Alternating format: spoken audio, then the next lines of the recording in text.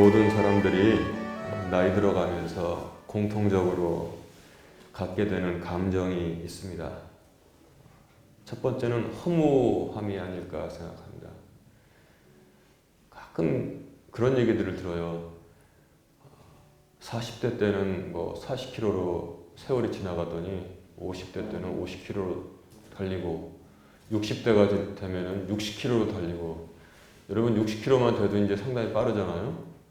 70대 되면 70km, 80대 되면 80km, 80km는 뭐 거의 고속도로 달리는 수준 아닙니까? 그래서 그렇게 허무함을 얘기를 합니다. 그래서 인생이 참 짧다고들 얘기해요. 또 하나 느끼는 것은 그렇기 때문에 절망을 느낍니다. 자기가 인생에서 어떻게 바꿔볼 수 있는 것도 하나도 없었고, 또 남은 것은 종착역이라는 것이 아주 뻔하게 생각되기 때문에 절망을 느끼죠. 또 절망을 느끼다 보니까 그 뒤에 따라오는 것이 종착역이 어딘지 뻔히 아니까 그런 사람들은 두려움을 느끼게 됩니다. 그래서 아직 죽지도 않았는데 죽음의 공포가 찾아와서 밤잠을 이루지 못하고, 밤잠을 이루지 못하기 때문에 건강이 나빠지고 몸이 견디지 못해서 세상을 떠난 분을 저도 제가 목회하면서 본 적이 있어요. 그렇게 이 죽음의 공포가 무서운 것입니다. 그뿐만의 특이한 성격이 아니라 아마 우리 모두가 공통적으로 그런 것을 다소간 느껴갈 수밖에 없을 것이라고 생각합니다. 그래서 노년기에 찾아오는 것 중에 무서운 게 하나가 뭐냐면 우울증입니다. 우울증. 여러분 그 아이들 있잖아요. 요 어린 아이들은 이렇게 보면은 우울증 걸린 애들이 한 명도 없답니다. 태어나면은 모든 애들은 밝고 그 다음에 모든 애들은 긍정적인 생각을 한대요. 그래서 잘 웃잖아요. 애들은 뭐만 해도 하여튼 깔깔거리고 웃습니다. 그런데 나이가 들어가면은 어지간한 일 아니면은 잘 웃지 않는 걸 볼 수 있어요. 이처럼 참 세상 살아가면서 나이 들어가는 것이 그렇게 달가운 일이 아닙니다. 옛날에 제가 고등학교 때, 그때는 흑백 브라운관 TV가 있었습니다. 그리고 주말 명화를 했는데 그때 본 영화가 한 편 말씀을 준비하면서 기억이 났어요. 프랑스 영화였었는데 제가 제목은 잊었습니다. 그 영화 다시 좀 찾아보려고 해도 검색을 해도 내용을 쳐도 나오지가 않더라고요. 어떤 중년 남자가 한 6, 7살 된 아들 하나를 데리고 살고 있습니다. 왜 엄마 얘기가 안 나올까요? 그 중년 남자는 퇴근하고 자기 서재의 소파에 앉아서, 여러분 이렇게 생긴 녹음기 봤죠? 카세트 테이프가 아니라 이렇게 큰 바퀴 두 개가 이렇게 돌아가는 그 릴 녹음기라고 하는데 소리가 아주 참 잘 녹음이 되잖아요. 그거를 틀어놓습니다. 그리고 포도주 한 잔 마시고 눈을 지그시 감고서 그 녹음기에서 나오는 소리를 들어요. 그 녹음기에서는 그 중년 남자의 아내 되었던 사람의 목소리가 흘러나옵니다. 아, 여보, 여기 정원에 비가 금방 그치고 여기 꽃에 물방울이 맺혀 있는 것이 이렇게 참 이쁘고 저기 좀 보세요. 뭐 이렇게 제잘제잘 거립니다. 그러면 그 남자는 눈을 감고서 그 아내의 목소리를 퇴근하면은 가끔 그걸 들으면서 시간을 보냅니다. 여러분 이 장면까지만 제가 설명해도 어떤 상황인지 다 기억나시겠죠? 그리고 그 아들은 이제 그 아버지가 눈을 지그시 감고 자기 아내의 목소리, 생전의 목소리를 이렇게 들으면서 많은 회상을 하고 있는 것을 옆에서 보고 아빠한테 말도 걸어보고, 그러면 아들의 머리를 쓰다듬어주고 이제 그러고 있었어요. 아빠가 출근한 날, 어느 날 이 아이가 자기도 엄마 목소리를 또 이제 혼자 들어보고 싶었던 거예요. 그래서 이제 아빠가 하는 대로 이렇게 다 누르니까 반대로 다 감아졌습니다. 그래서 이제 또 들으려고 했는데, 아, 세상에 아플싸. 여러분 옛날 그 릴 녹음기 보면 검은색 단추하고 빨간색 단추가 같이 있었잖아요. 그 빨간색 단추를 같이 눌러버린 겁니다. 그러니까 이제 그때 녹음이 되기 시작하는 거예요. 새로. 그러니까 이 아이가 듣고 있다가 엄마 목소리가 왜 안 나오지? 엄마 목소리가 왜 안 나오지? 이상하다.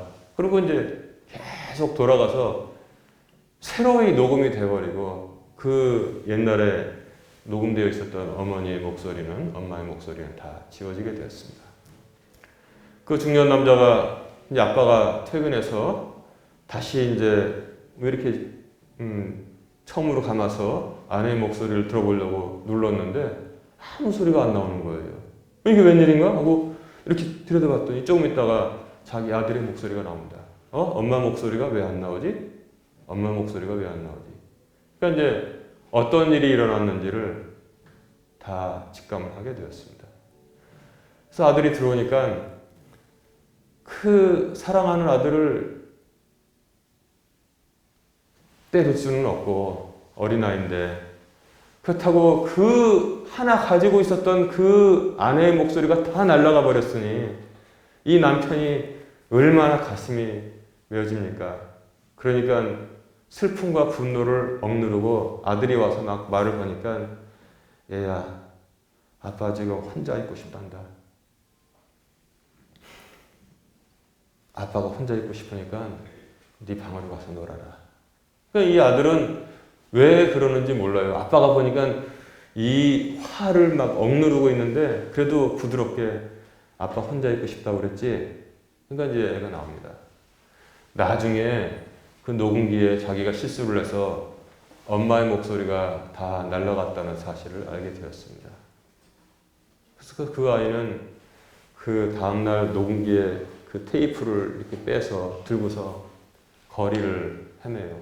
그리고 이제 전파사에, 옛날에 우리나라에 전파사가 있었잖아요. 전파사에 들어가서 아저씨 우리 엄마 목소리 다시 나오게 해주세요. 그러니까 전파사 주인이 이렇게 해보더니 어떻게 된 거냐니까 네 목소리가 다 녹음되어 있는데 우리 엄마 목소리가 여기 있었어요. 그러니까 다 알고 얘야 다시 네가 녹음 버튼을 눌러서 다 녹음을 했기 때문에 네 엄마 목소리는 영원히 날아간 거야. 없어졌어. 무심하게 말하잖아요. 그러니까 이 아이가 막 울어요. 응? 이 엉터리 아저씨가 그런 것도 못하냐고 그러면서 이런 전파사를 하냐고. 또 아이는 길거리로 나와서 다른 집을 찾아갑니다. 그 카메라가 이렇게 찍고 있는데 또 그 집에서 또 한참 있다 나와요. 또 이 아이는 계속 눈물을 뚝뚝 흘리면서 엄마의 사라진 목소리가 담겨 있었던 녹음 테이프를 가지고 들어갑니다. 나중에 이제 좀 배려심에 있는 이제 전파사 주인이 상황을 다 알았잖아요. 꼬마야 머리를 쓰다듬으면서 여기에는 한 번 녹음이 되었고 다시 또 녹음을 하면은 그 앞에 건 지워져서 뒤에 있는 목소리만 나오게 돼 있단다. 세상에 있는 어떤 사람도 어떻게 할 수가 없어. 응? 그러니까 아빠한테 아빠도 다 이해하실 거다. 이제 머리를 쓰다듬어줘요. 애는 눈물을 뚝뚝뚝뚝 흘리고. 제가 한 77년인가 8년 그때 본 주말의 영화였었는데 얼마나 참 안타깝고 보면서도 아마 지금 기술로는 포렌식이라는 걸 해서 없어진 그 희미한 자성이 있는 걸 다시 살릴 수 있는 기술이 있다고 하는데 그 당시로서는 그렇게 하지 못했죠. 그 영화의 내용이었습니다. 그래서 보면은 영원히 사라져 버리는 것들, 그런 것들 때문에 우리는 두려움과 암담함의 샘플들을 그런 영화를 통해서도 찾아볼 수가 있는 것입니다. 그리고 또 제가 김승옥 씨의 작품 서울 1964년 겨울이라는 소설을 읽었을 때 여기도 정말 암담한 내용들이 담겨져 있어요. 그것은 1965년 동인문학상을 받은 그런 작품인데 단편만 제가 간단하게 소개하자면 뇌종양으로 사망한 아내의 시신을 어떤 남자가 어떻게 할 수가 없었습니다. 친척도 없고 또 아내의 부모 그쪽 집안도 잘 알지도 못합니다. 그래서 그는 세브란스 병원에 아내의 시신을 팔았습니다. 그리고 그 당시 돈으로 4,000원을 받았습니다. 어떻게 장례를 자기가 치를 수가 없기 때문에 입원해서 죽은 병원에 그냥 팔았어요. 그리고 옆에서 술을 마시던 어떤 청년 둘하고 같이 얘기를 하다가 합석을 하게 됩니다. 자기 신세를 쭉 말을 해요. 우리는 자식도 없었습니다. 그러지만 우리는 나와 아내는 참 그래도 행복하게 살았어요. 둘이서 봄에는 딸기밭도 갔고 그리고 또 오손도손 살았습니다. 그러나 어느 날 아내가 머리가 아프다고 머리를 흔드는데 병원에 데려갔더니 도저히 그 당시 기술로는 고칠 수 없는 병이라고 했습니다. 그리고 그 선생님들 잠깐 부탁이 있는데 제발 오늘 밤 내가 무서우니까 나와 함께 있어 주세요. 내가 이 받은 4,000원을 다 써야겠습니다. 그런데 갑자기 그는 뛰어가면서 귤장수가 옛날에는 그 리아카에다가 귤 팔았잖아요. 아내는 귤을 좋아했다 하면서 귤을 막 사는 거예요. 귤을 주고 그 다음에 지나가다 보니까 종로였던 미용학원에 불이 붙었습니다. 그래서 이제 작가는 그것을 기술하고 있죠. 무슨 미자에 불이 붙었을 때 그가 소리 질렀다. 저기서 나오는 불길은 아내가 머리를 흔들면서 머리가 아프다고 흔드는 거예요. 그리고 또 그 돈 4,000원 받은 거 중에서 쓰고 나는 거를 해서 그 안으로 던졌습니다. 그러니까 이제 아내의 노자 돈을 이제 그 안으로 던져놓은 것이죠. 그랬더니 갑자기 같이 가달라고 그 두 청년을 끌고 가면서 안국동의 어느 희미한 등불이 켜져 있는 한옥집 대문으로 갑니다. 그리고 대문을 두드리니까 여보세요. 할부채값 빨리 주세요. 수금을 못해 갔지 않습니까? 그 안에서 굵직한 남자의 목소리가 됩니다. 아, 나중에 준다고 했잖아. 왜 밤에까지 찾아와서 귀찮게 해. 그런 제가 단면만 소개를 해도 소개되는 것이 얼마나 암담하고 참 답답하고 두렵고 고독하고 절망적인지 모르겠어요. 나중에 그 사람 셋이서 숙박을 하러 들어가는데 거기서 대학원생이라는 안 씨가 오늘 밤 무서우니까 우리 한 방에 들어갑시다 라고 아내를 잃은 사람이 말하니까 그건 너무 불편합니다. 우리 방 하나씩 얻읍시다 했어요. 그래서 방 하나씩 얻어서 잤는데 다음날이 되었습니다. 주인공을 대학원생이라는 안형이 깨웁니다. 일어나세요. 일어나세요. 무슨 일입니까? 그 남자가 세상을 떠났어요. 빨리 자리를 피합시다. 나중에 얽히게 되면 경찰 조사를 받고 아주 골치 아프게 됩니다. 후락딱 뛰어나와서 버스 정장 앞에 섰습니다. 자, 이제 안형은 어디로 갈 거요? 글쎄요. 나는 어디로 갈지 모르겠어. 이 사람은 공무원이었어요. 그럼 나는 출근하러 가야겠습니다. 이제 버스를 타고 지나가는 창밖으로 보니까 아까 헤어진 안형이라는 사람이 나뭇가지를 골똘히 쳐다보면서 무슨 생각을 하고 있는, 어디로 갈지를 모르는 거예요. 그래서 이제 아마 문학적으로는 실존주의, 사람이 갈 방향을 잃어버린 그런 군상들의 모습을 그렇게 그렸는데, 이 소설은 정말 읽어보면은 답답하고 허무하고 절망스러운 거를 아까 그 프랑스 영화와 같이 잘 전달해주고 있었습니다. 제가 영화와 그 문학 작품을 통해서 두려움과 암담함의 샘플들을 제가 여러분들에게 전했는데, 잘 전달이 됐다면, 공감하신다면, 정말 답답하고 두렵고 암담하구나, 그런 생각들을 여러분 다 가지실 것이라고 생각합니다. 이처럼 늙어가면서 허무함, 절망, 두려움이 무겁게 누르는 분들은 제가 처방을 하나 드리겠습니다. 오늘 우리가 고린도전서 15장 50절부터 58절까지만 결론만 읽었지만, 이런 감정을 지금 상시로 갖고 있다는 분들은 나이에 상관없이 고린도전서 15장 전체를 여러분 한 100번쯤 천천히 정독해서 읽어보시기 바랍니다. 반드시 어떠한 절망이든지 허무함이든지 두려움이든지 나는 완전하게 치료가 될 것을 나는 확신을 합니다. 여러분 고린도전서 15장 전체를 한 100번쯤 읽어보세요. 100번. 고린도전서 15장 전체를 제가 소개하면은 1절부터 11절까지는 주제가 무엇이냐?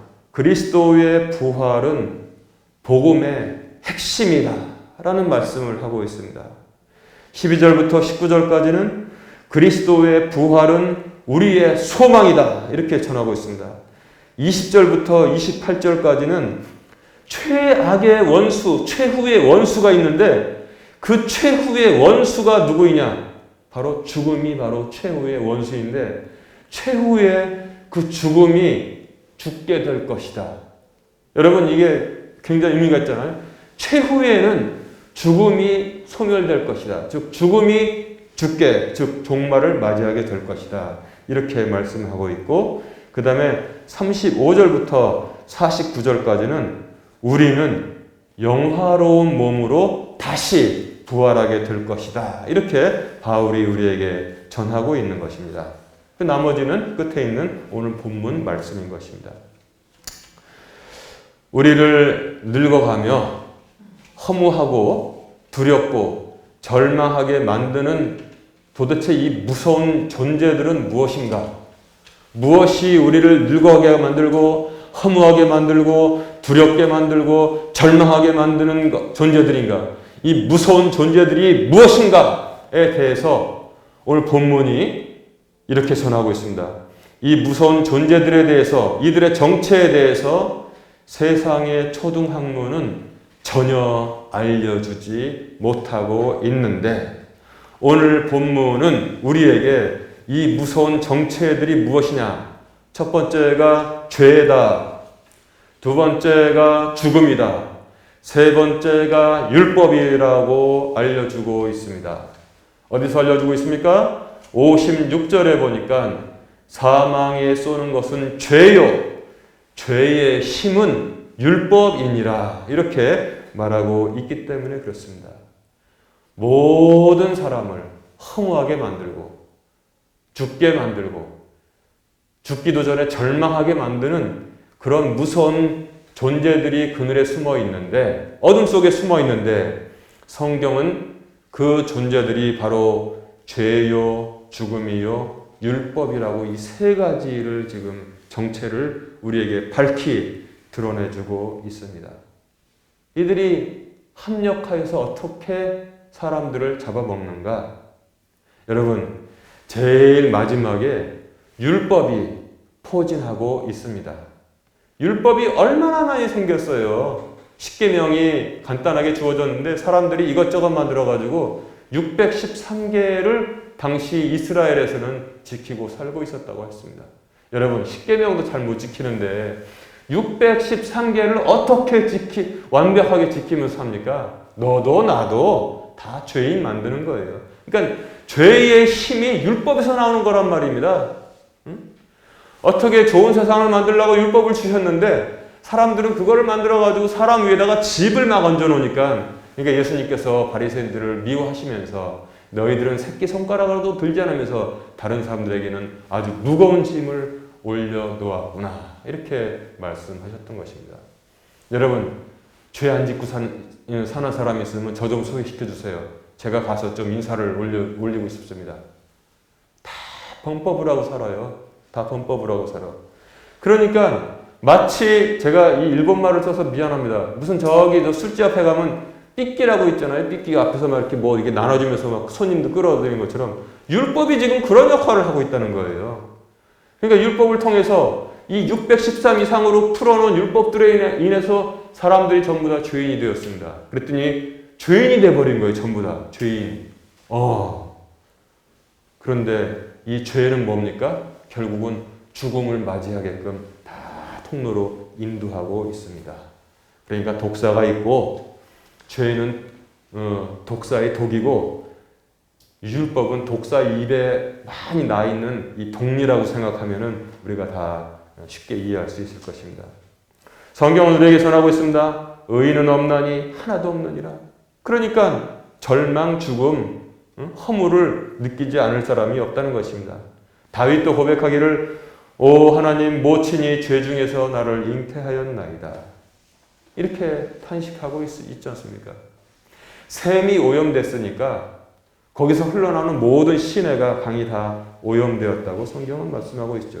그래서 우리는 그런 죄를 짓지 않고 있는 사람이라 할지라도, 산속에 사는 사람이라 할지라도 본성 자체에 이미 오염된 샘물로 말미암아서 원죄를 다 가지고 있다는 것입니다. 죄와 죽음과 율법이 만들어내는 이 악랄한 그런 작품들을 한번 볼까요? 여러분, 우리 집에 가면 여기도 있지. 여기 이 칼라 TV입니다. 칼라 TV. 칼라 TV가 옛날에 어떻게 도대체 모든 색깔들이 다 변하는데 여기 숨어져 있는 것도 아니고 어떻게 만드는가? 여러분, 간단하게 말씀드리면 칼라 텔레비는 세 가지 색이 있어요. 세 가지 색. 빨강, 파랑, 노랑. 요 세 가지 색을 적당하게 섞으면, 그때 섞으면 5만 가지 색이 다 나오게 되어 있습니다.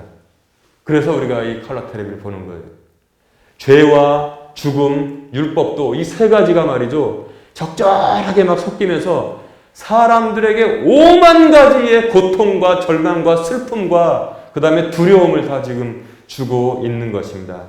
가지가지 죄책감, 가지가지 절망, 가지가지 두려움, 가지가지 허무함을 다 죄와 죽음과 율법이 마치 칼라 텔레비에서 세 가지 색이 다 모든 것을 만들어내듯이 우리에게 지금 폭격을 하고 있다는 것입니다.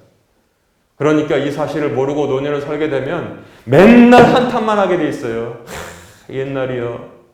그때는 내가 바위 덩어리도 들고 다녔는데, 그때는 내가 인기가 많았는데, 그때는 내가 잘 나가서 모든 아랫사람들이 와서 나한테 굽신굽신했는데, 이게 뭐야? 너무나 빨리 지나갔는데 정말 나는 뒷방 늙은이가 돼가지고 아무런 소망도 없고 두려움만 지금 잔뜩 쌓이고 있구나 라고 잘못하면은 한탄밖에 할 수 없다는 것입니다.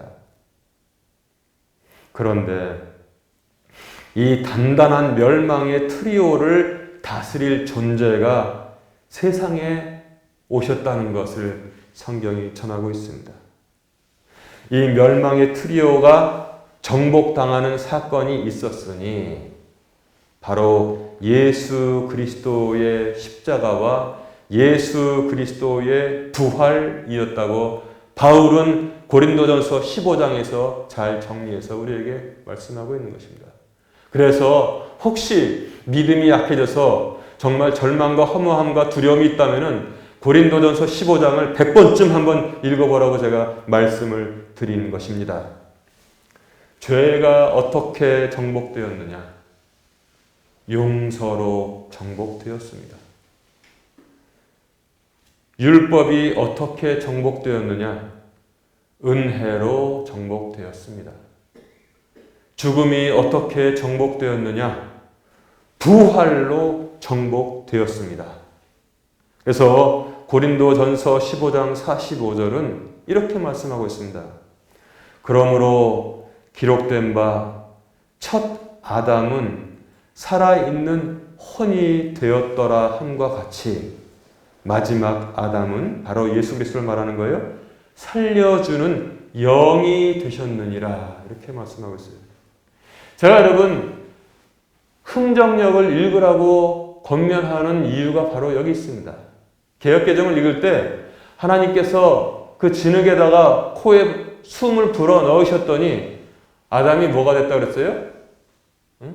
생명이 되었더라. 이렇게 지금 말하고 있다는 거예요. 이게 그래서 모순이 자꾸 내부에서 일어난다는 거예요. 생명, 살아있는 영이 되었더라. 근데 킹제임스 성경 영어본을 읽어보면 living soul이 됐다고 그랬어요. living soul. 살아있는 혼이 되었다는 것입니다. 혼이. 근데 그걸 영이라고 말하니까 그게 아니라는 거예요. 첫 번째 아담은 살아있는 혼이었고 두 번째 아담, 즉 마지막 아담 예수 그리스도는 살아있는 혼하고 살려주는 영이 되셨느니라 이렇게 말씀하고 있는 거예요. 예수님도 만약에 혼이었다면 우리를 살릴 수 있는 능력이 어디 있어요?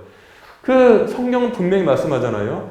사람은 영과 혼과 육으로 되어 있는데 영은 혼을 다스리는 것이 정상이고 혼은 육신을 다스리는 것이 정상이라는 것입니다.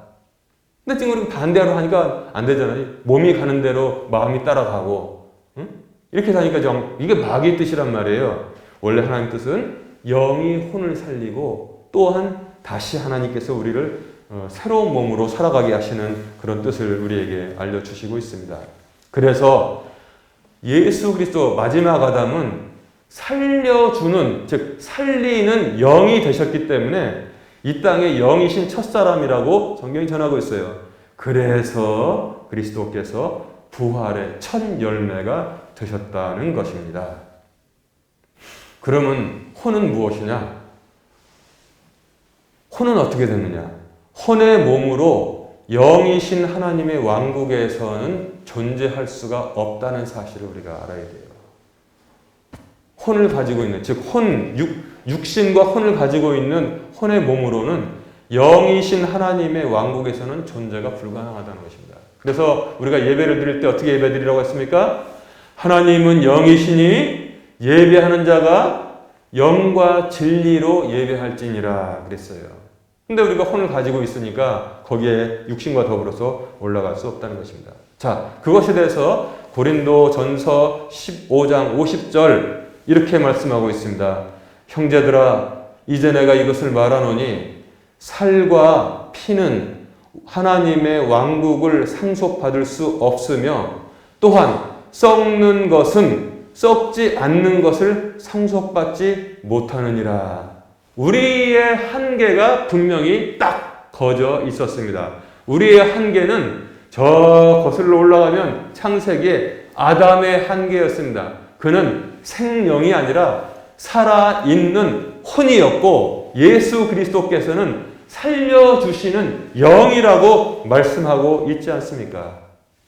마치 저 적도에 살던 그런 참새가 북극에서는 살 수 없는 것과 마찬가지로 우리가 생각하면 될 것입니다.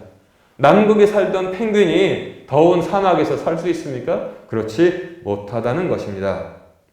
그래서 성경은 우리 모두가 호련이라고 표현하고 있어요. 갑자기 이게 중요합니다.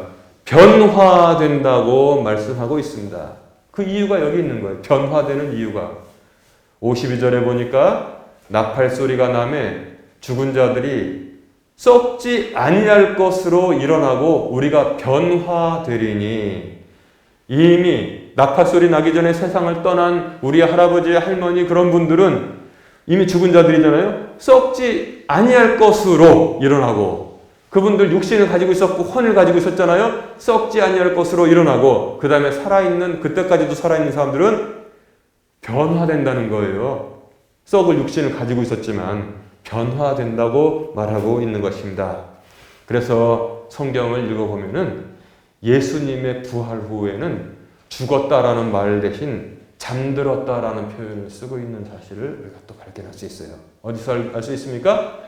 사도행전 보니까 스데반 집사가 이 완악한 유대인들 앞에서 아직도 율법에 이 썩어질 것에 매여있는, 죄의 왕성한 활동력을 제공하고 있는 율법에다가 지금 매이고 있는 사람들에게 복음을 전했더니 그들이 이를 막 갈았습니다. 그러면서 내가 보니까 예수께서 하나님의 우편에 앉아 계시는구나. 그러니까 그 소리를 듣고 돌을 들어가지고 그에게 다 던졌는데 스데반이 소리를 지르고 하나님 내 영을 부탁하옵나이다. 그리고 뭐예요? 잠들었다고 성경이 우리에게 전하고 있습니다.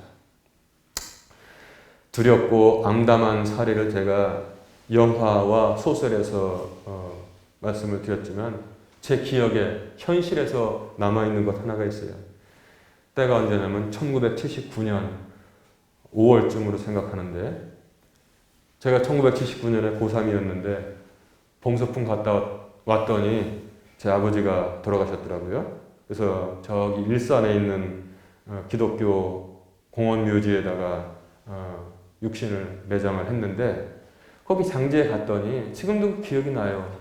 비가 갑자기 왔단 말입니다. 그래서 이렇게 텐트를 쳐놨는데 또 소년, 참 마음이 아파요. 5살쯤 된 애가 막 울면서 비 오는데 어떻게 비 맞아 하고 막 비 맞는단 말이라고 뛰어다니더라고요. 그러니까 거기에 많은 사람들이 왔는데 전부 다 가슴을 치면서 아이고 쟤 어떡해.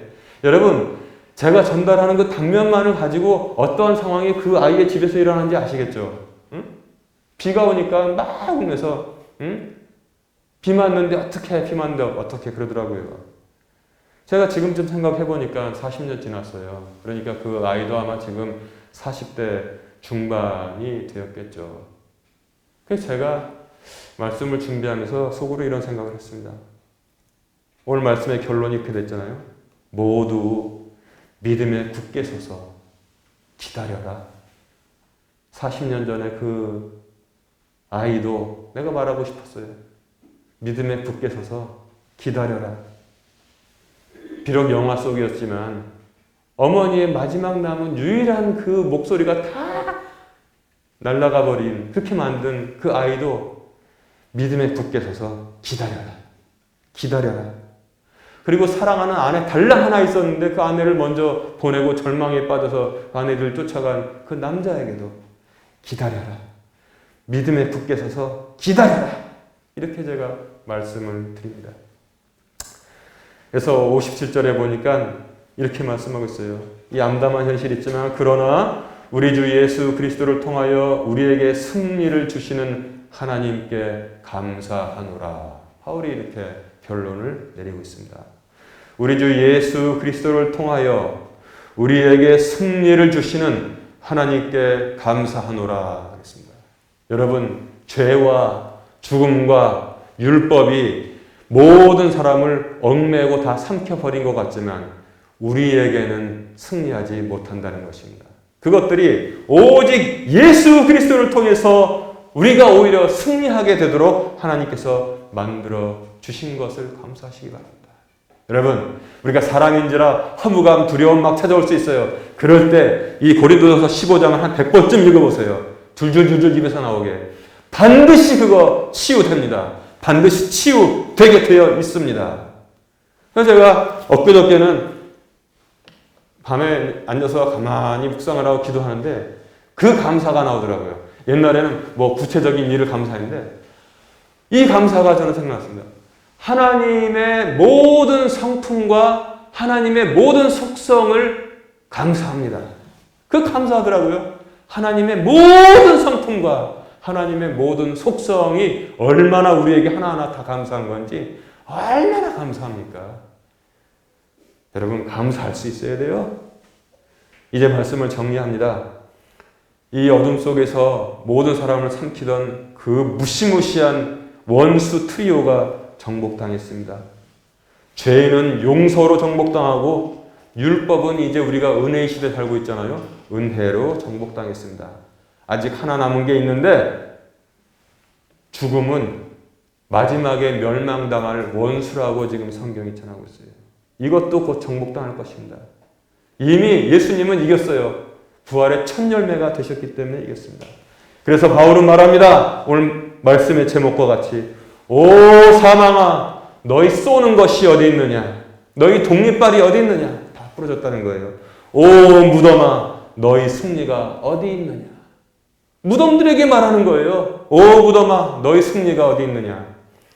여기 이 전라도 지역은 옛날에 양반들이 많이 살았다고 그래서 그런지 제가 이 국도로 다니다 보면 좋은 땅에는 꼭 무덤 있고 좋은 땅에는 막 무덤 있고 무슨 뭐 이렇게 비석 세워놓고 그러는데 그거 볼 때마다 여러분도 외치세요. 오늘 본문에 있는 말씀. 오 무덤아 너희 승리가 어디 있느냐. 무덤을 볼 때마다 여러분도 그렇게 외치시기 바랍니다. 성경에서 우리에게 그렇게 하라고 말씀해 주셨습니다.